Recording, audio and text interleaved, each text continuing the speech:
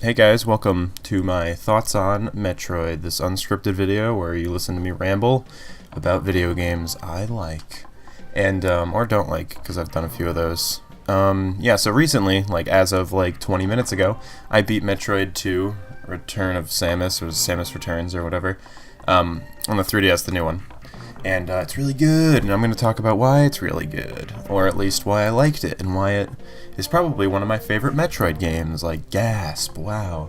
So I'll preface this by saying I'm a huge fan of the 2D Metroid games. I've never really gotten into the Prime series. I didn't play much of Other M.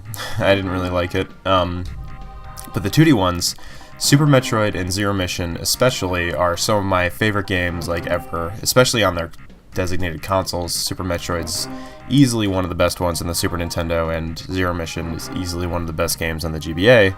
So, pretty excited for a new 2D Metroid, especially a 3.5D kind of thing going on. I've been like dreaming of that since, what, the GameCube?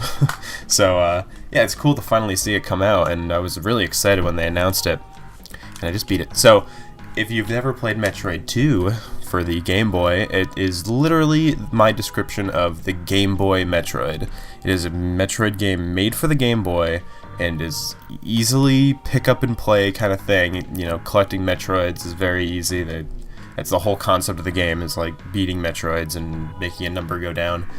And I think it works for the Game Boy. It's kind of a short game. You get a lot of weird power-ups that like are only really helpful in that game, like Spider Ball, which people don't really talk about, but the concept of Spider Ball was really good for the Game Boy because of how crunched up the screen was. It's back in the new one, but I'll talk about that later. That game is fun, Metroid for the Game Boy, Metroid 2. I recommend it, but this one, by the way, I'm going to talk about this in a second, but basically this one completely takes that one. Just, you could never play the Game Boy one, you could play this one instead for the rest of your life. I'm not really going to talk about AM2R. I played the demo before the full game came out, and it was cool. I really liked what they were doing with it, and the demo was like everything but the final part. Like, it was basically you got all the Metroids, but it wasn't the final area. So I played like most of that game. I played the stupid like robot bullshit where you control the robot, and I liked it, but for some reason it's not as memorable as this new one. And like, I'm not gonna like, you know, throw shade at AM2R. That game is like freaking godsend. But this one I think I enjoyed thoroughly more than what I played of AM2R. I'll try it again one of these days, like when I'm not like, you know, just out of the womb of Metroid 2. I should probably wait a bit. I'll play it again and really, you know, figure out which one I like more, but from what I can tell, I think I like the new Metroid game more. Maybe I'm just a sucker and I'm like, oh wow, it has to be made by, like, officially by Nintendo, or released officially by Nintendo for me to like it. Obviously that's not actually the case, but there's some part of me that's like, this is really cool because it is officially released by Nintendo. What was I just gonna say?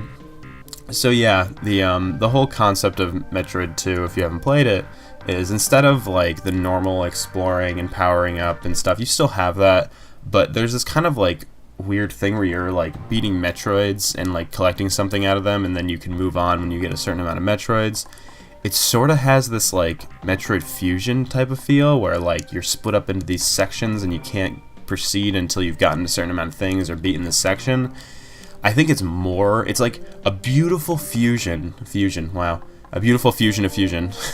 A beautiful mix of Fusion and like Zero Mission, kind of.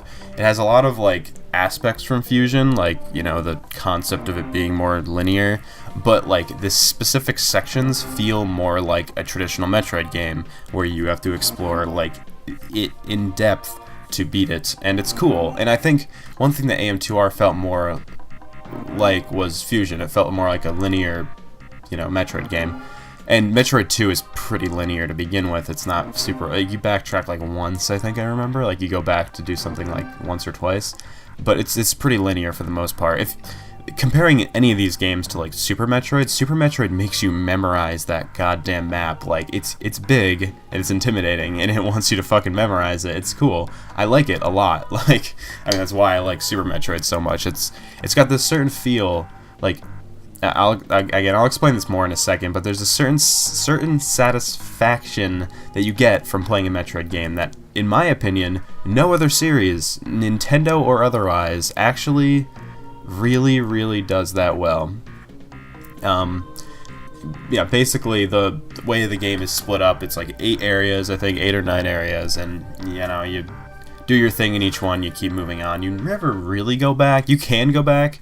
The game uses a teleporting kind of system where there's teleporters everywhere, which is extremely nice for a Metroid game. I mean, it works in that game because of how distant everything is from each other. Like, Area 8, you cannot get to Area 3 from Area 8. Like, you have to go through Area 7, 6, 5, 4 to get to Area 3. There's no shortcuts in between. Some of them there are shortcuts, like there are shortcuts from 8 to 1 and, stuff like that. But there's no shortcuts in between, so the teleporting system obviously is good. But sometimes in like Super Metroid, you don't need to teleport because there's a way to get back to the beginning area really easily, just because it goes in a loop, and same with Zero Mission. What was I just gonna say? And like save points are pretty frequent in that game. And also, checkpoints are actually a thing in this game, which were never a thing in Metroid. If you died in Metroid, you went back to wherever you saved. But usually before a boss fight, aka a Metroid, you'll get a little checkpoint. So if you die, you just go right back to it. It's nice because the game is not that easy, so it actually does help a lot, especially the ending. I just beat it, but man, that final boss was tough. And a boss about 3/4 into the game, I'd say, maybe like... That was so specific, maybe 5 or 4/5 into the game, is really hard and was actually really fun. And a lot of people were like talking about how obnoxious it was, but I thought it was really fun. That boss fight was really cool. It was tough, and it really put your gamer skills to the test. But so what? Like, that's good. That's a good thing. And it wasn't frustrating to me. It just like took some memorizing. Felt like a little mini level. But the final boss would have been frustrating if I didn't beat it as soon as I did. It was kind of annoying. But regardless, it was a fun game, and like as a whole, and the whole concept of the Metroids things. Basically, the Metroids work as little mini boss fights. I know I'm like jumping everywhere in this video, and I apologize. I'm just trying to collect my thoughts into like an organized fashion. But obviously, I don't do a great job on that. But anyway, the Metroids are kind of little boss fights. And there's a few of them. There's like 4 different types of Metroids that you fight, like 4 different like kind of upgrades, I guess. Not phases, kind of phases. It's basically like you fight a default one, or like a normal guy, and then they eventually are more powerful, and you fight them later. And near the end, they get pretty intense. And yeah, it's pretty cool. I like them. They're fun, and they feel like little boss fights. They're never too time consuming. Usually, I never realized how fast, like the last of the first phase ones that I was doing, I could beat in like seconds. It was ridiculous. Sorry if you hear background noise. What was another thing I was just gonna say? Another thing is the way the game is. Like I was telling you, the game was hard. It's weird because the enemies are interestingly designed. I'm sure many of you have seen footage of the game, and you have a counter in the game. You actually have a melee attack that looks straight out of like Metroid, or not Metroid Other M. What was it called? Project M from Smash Bros. Project M.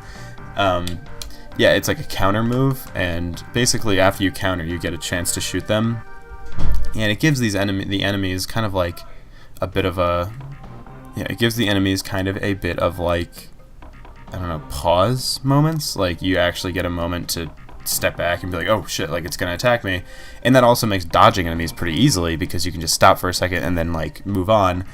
People were talking about the game as like very stop and go because of this, and I don't really think it is. Like it doesn't have to be.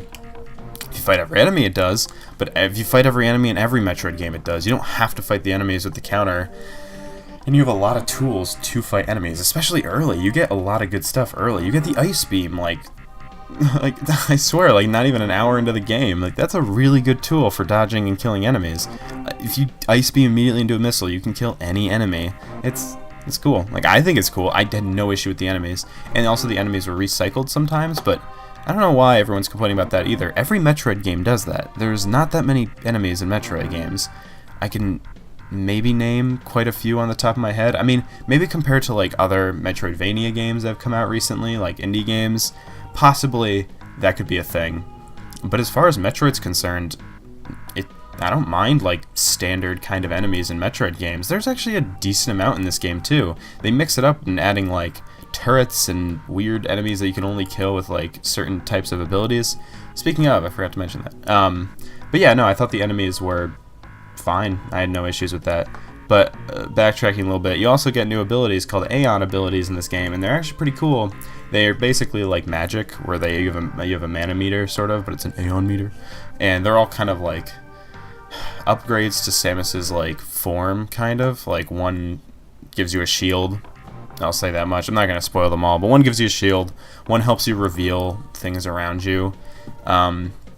And they're nice, they're very convenient, and using them efficiently is actually really cool. In the final boss, I used one I didn't think I'd be using, and I was like, this feels good, like I'm actually taking advantage of the arsenal I have. It was cool as hell.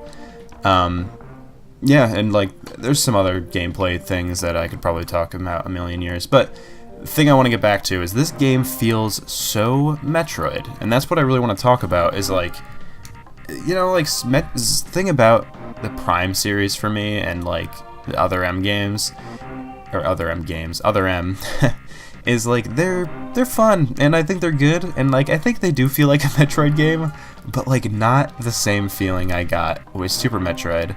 I think Prime was pretty damn close. There were moments in Prime where I was like, hell yeah, but I didn't really like Prime's map system, and I didn't really like the scanning system. I wasn't a huge fan of a lot of things in that game.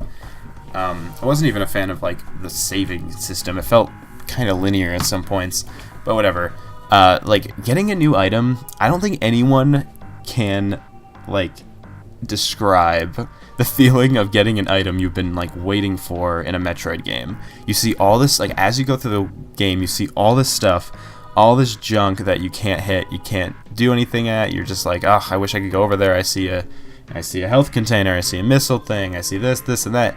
And when you get that item and you're like, oh, like, I have it, I can actually go back and do all this stuff, it's satisfying, and it makes you want to do it. That's the thing. Like, a lot of games that would be called, like, kind of like a job or tedious or sort of a, what do you call it, kind of like mundane, like going back and doing all this junk again, you know? But that's like the beauty of Metroid. It feels so good. It feels so good to do that. It feels like you're actually getting stronger too. Upgrades actually feel really like potent in those games, because like an extra health pack is like 100 health. That's a lot of health. That's a good amount of hit. Well, in this game it's like 2 hits, but in most Metroid games it's a lot of hits. And even getting like in this game, one of the most satisfying moments was I mean, spoilers, I guess, but the Varia suit, the one that makes you go through the lava, getting the Varia suit was like, holy shit, there were so many areas I couldn't get to yet. And in my head, I was like, yeah, you're gonna get the Varia suit, because there's areas that, like, have the thing, but, like, it was still really satisfying. Like, you see these areas, and you're like, well, I need something to get through that. And when you get them, it feels good. I know, like, most games have that, like, Zelda games have that too, but for some reason, Zelda games feel more, like, structured. It almost feels like you're breaking Metroid in a way, like you're kind of taking advantage of the world. So like, in I don't know, in Zelda, it's like, oh, this item unlocks this door in front of you, and you use this item to get this door, and you're like, oh, well, that's obviously what I was supposed to do. And Metroid almost sometimes feels like you're doing something the game's doesn't want you to do. Like, going back and getting these extra things is not something they really intend for you to do immediately. So doing it is like you're going out of your way to become stronger. It's like farming in or like grinding in an RPG. It's satisfying, and I'm so happy that Metroid Samus Returns does that so well. It actually captured that almost. Yeah, I wasn't expecting that. For some reason, a lot of the Metroidvania games and all the newer kind of Metroid-y style games that I've been playing, for some reason they're fine. They feel good, like they feel fun. It's a good time, but they don't really capture that same like Metroid feel. Especially, I think it's because also the games are so like dreary and like kind of like atmospheric. The entire experience of Metroid, especially Super Metroid, I can't give that game enough credit. Like, it's so good. really just have this certain atmosphere and feel that maybe not everyone's into, but like there's this feeling of a Metroid game that I don't get often, and I'm so happy that this game gave it to me. I wasn't expecting that, actually. I was expecting a remake of Metroid II, which, by the way, it is totally not a remake of Metroid II. It is basically a reimagining of Metroid 2. Kind of the same idea as how AM2R was if you played that. It's sort of, it's got tons more items. It took me like 13 hours to beat. The first Metroid 2 takes like maybe 2.5 hours to 3 hours to beat. This one took 13, so there's a ton more to do. There's a ton more Metroids. There's a ton of more power-ups. There's basically a completely new map. There's some areas that are similar, and some of the ideas are similar, but I will say it straight up, it is almost an entirely new game. So, if you've played Metroid 2, it's more reason to play it, because it's way more impressive if you've played Metroid 2 before, because you're like, holy shit, this is a big game. It's cool. But yeah, it also looks amazing. I don't think nobody's really talking about this is the first 2.5D Metroid game, and like it's done really well, and there's never been one of those, and it's like nice. I completely 100% recommend Samus Returns, because it seriously is leaving a bigger impression than I thought it would on me, and it's probably one of my favorite Metroid games now. Probably, I don't know. I really like Zero Mission, and I'd have to replay it maybe to actually like compare them, but this one's pretty damn good, and it feels good that like you can play that. Also, the plot in this game is relevant to the Metroid lore, and like it's good. It's like the second Metroid game, so playing it is sort of important. So it's cool that you can play a remake of Metroid 1 on the GBA, and then play this remake of Metroid 2, and then play the almost flawless Super Metroid, which will probably never be remade, and I hope it is never remade. But yeah, that's it. Metroid Returns to Samus is good AF, and I recommend it AF. Yeah, thank you for listening to me ramble about Metroid. It's on my mind right now just because I just beat it, so I wanted to talk about it. My next video will be about Cuphead, because I'm playing that right now, and it is really good, and I'm excited to talk about it because I really like it, and there's a lot to talk about, and I'm almost beating it, but it's also really hard, so wish me luck, I guess. Yeah, I'll see you guys later. Thanks for watching.